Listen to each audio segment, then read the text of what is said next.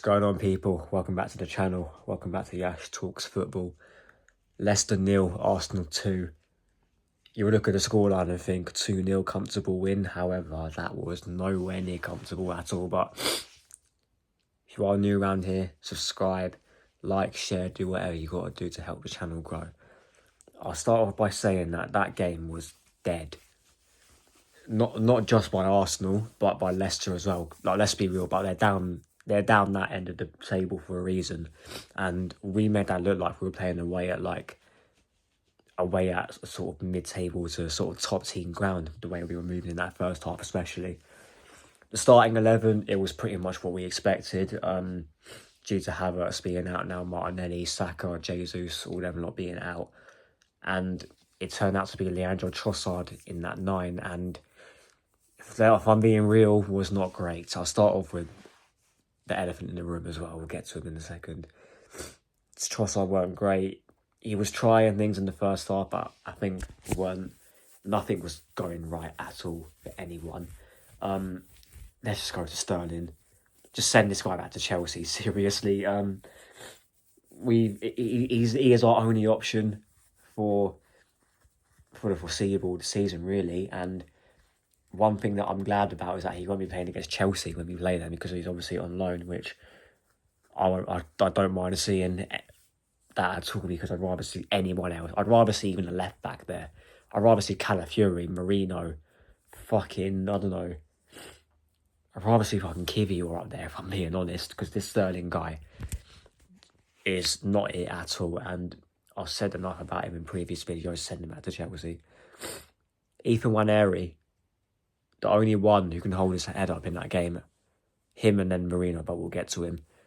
That guy was our only outlet in that first half, and in that second half as well. I think he got man of the match on TV. I think he definitely did, and even if he didn't, he's definitely my man of the match. People will give it to Marino. I can see why, but Nwaneri putting in good crosses all game, beating his man, doing everything that Raheem Sterling wasn't, and I'm so happy we got this guy, but I'm not happy as well that he's in Mikel Arteta's hands, because this guy, fingers crossed, hopefully doesn't get run into the ground like Bukayo Saka has done, and he is fulfilling Bukayo Saka's sort of role very well at the minute while he's been out, and it just pains me. Like, this guy should have been starting sooner, even when Odegaard was out, and we'll get onto Odegaard in a minute, but yeah, I just want to give my props to Ethan Nwaneri.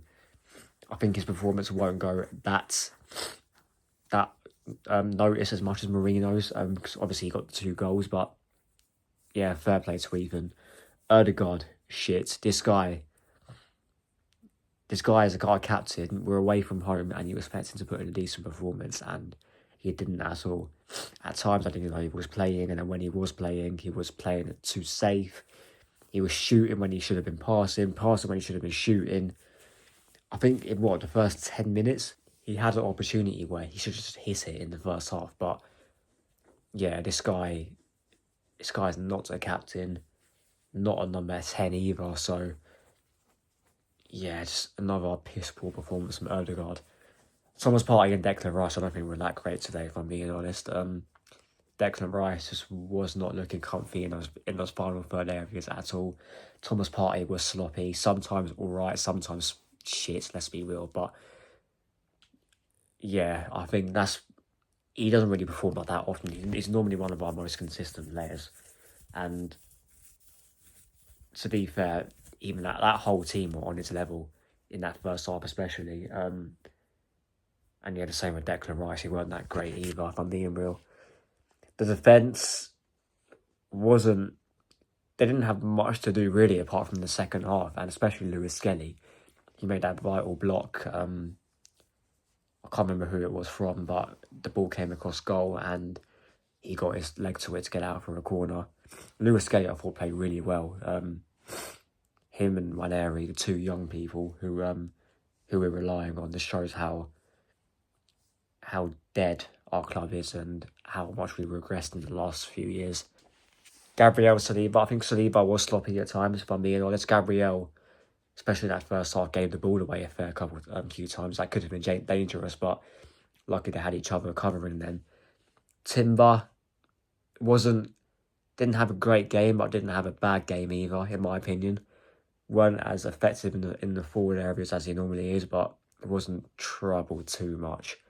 Apart from maybe a couple of times that I can remember. But yeah, I think, and the main person that we want to get into probably is Marino, playing up front. When I saw that happen, I thought I just laughed because that's how down bad we are. And people will say, yeah, injuries. I talked about this in one of my last videos.